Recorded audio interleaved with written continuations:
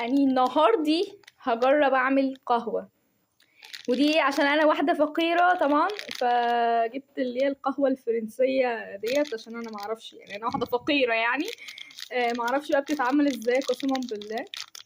دي اول مرة هكون ضايقة فيها دوت فيها قهوة، يعني بتتعمل ازاي برضو مش فاهمة. يعني هسأل شات جي بي تي. الموضوع سهل جدا، طلع انني فلاحي فعشان كده معرفتش. هفضي الكيس واحط السكر واحط الميه بس، ايزي عادي جدا، يعني مش محتاجه فقاقه. هي ريحتها يا جدعان ريحه النسكافيه اللي هو لا ريحتها قهوه، يعني شويه تيجي على قهوه وشويه على النسكافيه اللي هو بالبندق ده. متعرفوش بقى في ايه؟ الشكل بتاعها غريب موت. ايه ده؟ شكل مش القهوه بتبقى اغمى من كده صح؟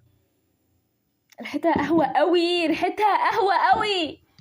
انا في العاده سكري معلقه واحده، بس عشان انا خايفه المعلقه من دي واحده، بس عشان انا خايفه ان يكون هي تبقى تقيله وما اقدرش اعملها، فانا احط معلقتين بدل معلقه واحده. انا بجد سكري بحط سكر قليل جدا. بعد تنظيف الكارثه يعني حطيت 3 معالق من ديت لان حسيت الموضوع قليل قوي، حطيت 3 معالق منها هنا وفضيت الدنيا. طبعا انتوا عارفين دي كان فيها مربى، يعني شايفين اعاده التدوير، بجد اعاده التدوير عند الامهات المصريه غير.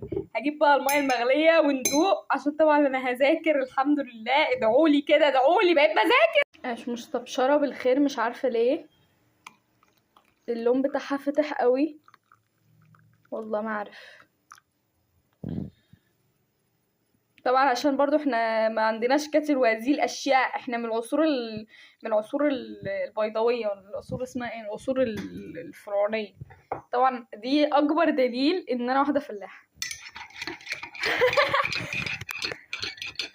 انا خايفه، مش عارفه ليه خايفه ادوق. هي الفلتر مخليها افتح، هي اغمق كده سيكه، هي فاتحه برضو بس غامقه سيكه، بس الفلتر مخليها افتح. يعني انا خايفه ادوق، انا هدوق بالمعلقه. تمام، بسم الله. انا خايفه ادوق بجد.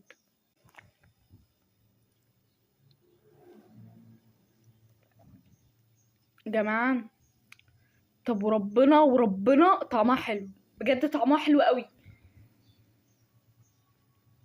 وربنا يا جدعان، وربنا طعمها خطير بجد حلو قوي. فيه طعم قهوه، تمام. فيه طبعا عشان هي قهوه يعني الغباء ده، فيه طعم قهوه، وكمان في اسمه ايه اللي هو عارفين اللي هو النسكافيه اللي هو بالبندق ده، موجود منه